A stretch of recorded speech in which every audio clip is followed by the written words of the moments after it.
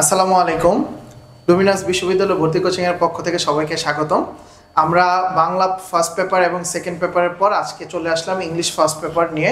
English first পেপারের পরীক্ষায় তোমাদের কি কি আসবে, এইচএসসি 24 ব্যাচের সেই জিনিস নিয়ে আমরা একটু কথা বলবো। জাস্ট ফার্স্ট পেপারে তোমাদের কোন টপিক থেকে কি টাইপের কোশ্চেন বা গাইডলাইন কীরকম হতে পারে, মার্কস ডিস্ট্রিবিউশনটা কেমন, অথবা রিটেন পার্টটা তুমি কিভাবে লিখবা, জাস্ট ওগুলো নিয়ে আমরা একটু ডিসকাস করব। আমার সাথে আছে নাবিল। নাবিল হলো ঢাকা ইউনিভার্সিটিতে আইবিএতে পড়ছে। নাবিলের পরিচয়টা আমরা নাবিলের থেকে বাকিটা শুনি। আসসালামু আলাইকুম, আমি সারওয়ার হোসেন খান, আমাকে সবাই একটু নাবিল নামেই চিনেন। আমি 21-22 শিক্ষাবর্ষে ঢাকা ইউনিভার্সিটিতে চান্স পেয়েছি, সি ইউনিটে প্রথম স্থান অধিকার করেছি এবং বর্তমানে আইবিএতে পড়াশোনা করছি। আজকে আপনাদের সাথে আমি থাকবো এবং বাপ্পি ভাইয়া থাকবেন। আচ্ছা, আর এবার আমার পরিচয়টা দেই। আমি নূর মোহাম্মদ বাপ্পি, বিবিএমবিএ ঢাকা ইউনিভার্সিটি থেকে এবং প্রতিষ্ঠাতা পরিচালক লুমিনাস ইউনিভার্সিটি অ্যাডমিশন কোচিং। ওকে, প্রথমে আমরা ইংলিশ ফার্স্ট পেপারের মার্কস ডিস্ট্রিবিউশনে যদি যাই, প্রথম পার্টটা আমরা নাবিলের কাছ থেকে যাব, যে রিডিং পার্টে যে 60 মার্কসের কোশ্চেন আসে, এই 60 মার্কসটা নিয়ে কিভাবে লিখতে হবে বা তোমাদের জন্য কি গাইডলাইন দরকার, কিভাবে হলে ভালোভাবে বেশি নাম্বার পাবা, সেটা নিয়ে আমরা একটু কথা বলবো। নাবিল।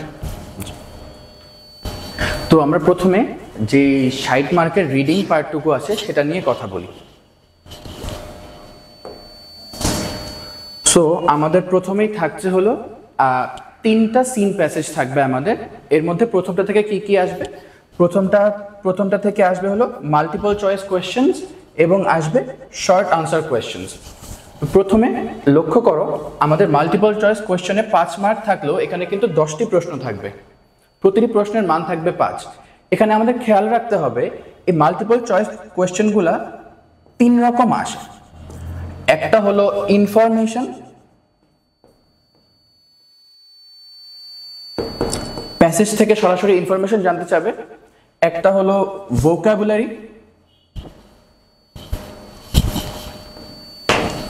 কোনো ওয়ার্ড দিয়ে কি বোঝাচ্ছে, কি মিনিং দিচ্ছে, অথবা সিনোনিম কি, অ্যান্টোনিম কি, এই ধরনের প্রশ্ন। এবং কিছু প্রশ্ন এসে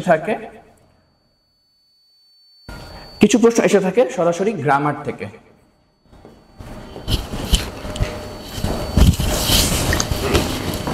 তো যদি এই 3 ধরনের প্রশ্ন প্র্যাকটিস করে যাওয়া যায় বাসা থেকে, তাহলে এখানে 5-এ 5 পাওয়া সম্ভব।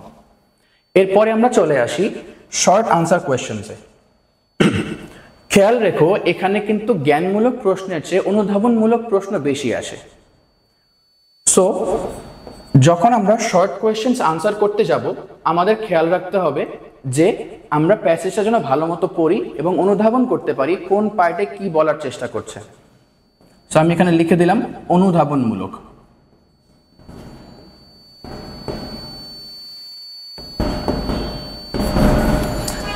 এরপরে আসো আমাদের second passage, seen passage, EFT বই থেকে আসবে, শর্ট সিলেবাসের ভিতর থেকে আসবে। সো সেখান থেকে কি আসে? Information transfer or flow chart. আমরা বরাবরই দেখে আসছি যে এখান থেকে সাধারণত ফ্লো চার্টই আসে। এখন ফ্লো চার্ট কিভাবে বানাবো?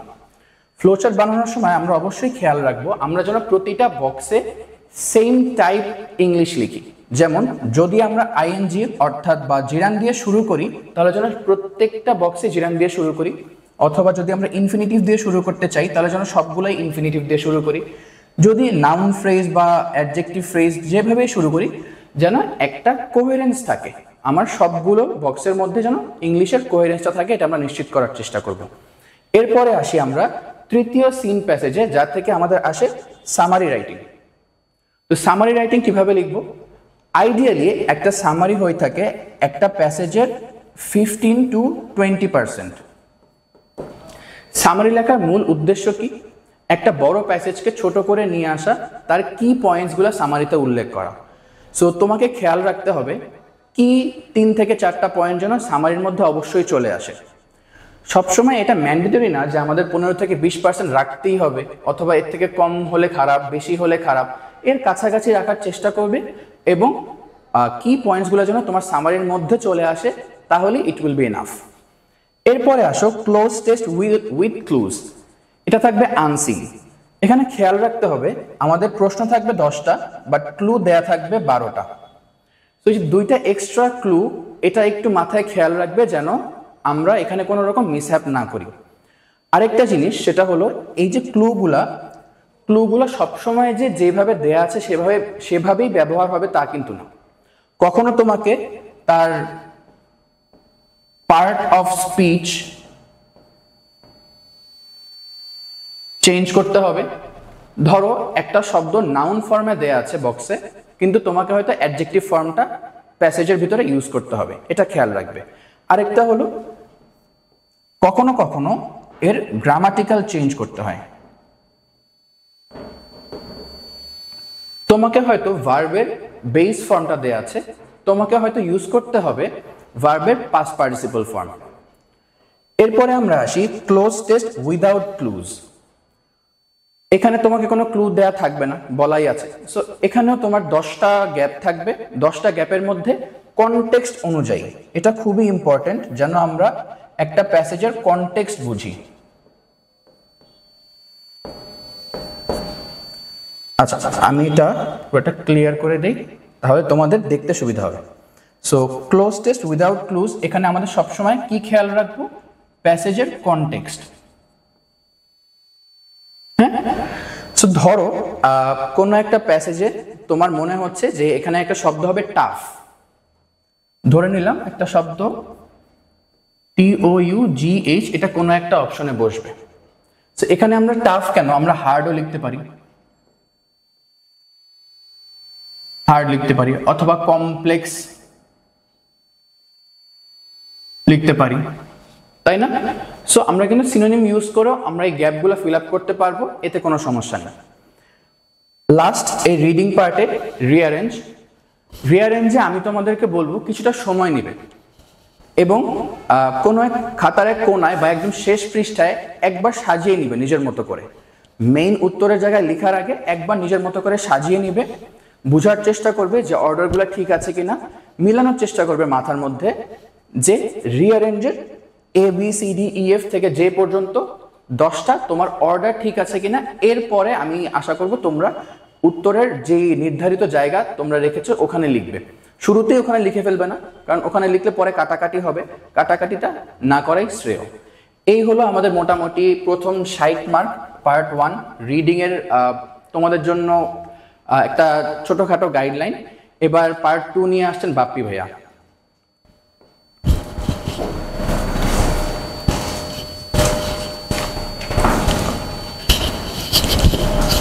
ওকে, থ্যাংক ইউ নাবিল। আচ্ছা, পার্ট 1 তো তোমাদের 60 মার্কস নিয়ে ডিসকাশন করা হলো। এবার আসো পার্ট 2। পার্ট 2তে অ্যাকচুয়ালি তোমাদের রিটেন পার্টের যে আইটেমটা আছে তার মধ্যে ইম্পর্টেন্ট হলো তোমার গ্রাফ অ্যান্ড চার্ট, তারপর স্টোরি রাইটিং, আর হলো তোমার ইনফর্মাল লেটার।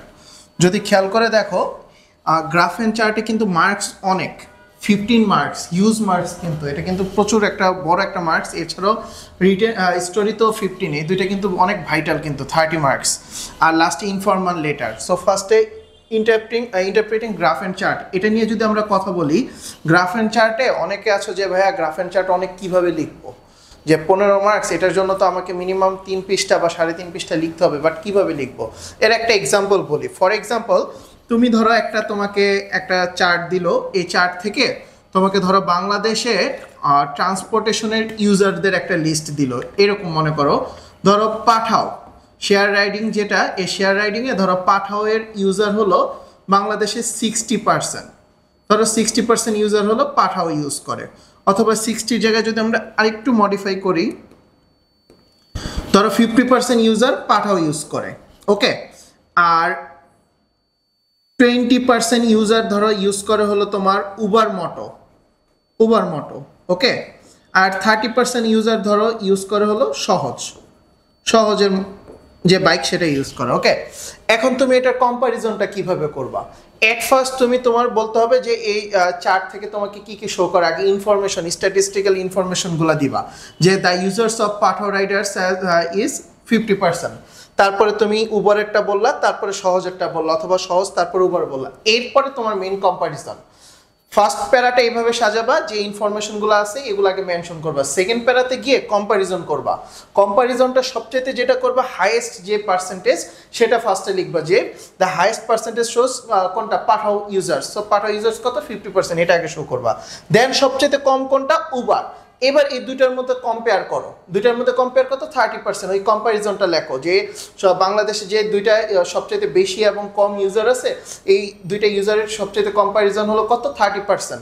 এরপরে তুমি যে পাঠাওয়ার সাথে সহজের কম্প্যারিজন করো, এরপর সহজের সাথে উভয়ের করো, দ্যাট মিনস তুমি প্রচুর কম্প্যারিজন করতে হবে, এটার সাথে এটার কম্পেয়ার, এটার সাথে এটার কম্পেয়ার, এরকম কম্পেয়ারটা যখন বেশি বেশি করবা তখন দেখবে লেখাটা অনেক বেশি হয়ে যাচ্ছে, এবং তখন দেখবা 3 পৃষ্ঠার লেখা বা 3.5 পৃষ্ঠার লেখা চলে যায়, এবং তখন তোমার 15 মার্কসের জায়গায় 80% মার্কসের হিসাব করলে 12 মার্কস ইজিলি আসা করে পাবা। তবে কয়েকটা জিনিস খেয়াল রাখতে হবে এখানে, তোমার সেন্টেন্স স্ট্রাকচার, দ্যাট মিনস কি গ্রামাটিক্যাল জিনিসগুলো যাতে ভুল করা না হয়, কারণ গ্রামাটিক্যাল আইটেম কোনোভাবে যাতে এরর না হয়, গ্রামাটিক্যাল এরর হলে কিন্তু মার্কস কমে যাবে।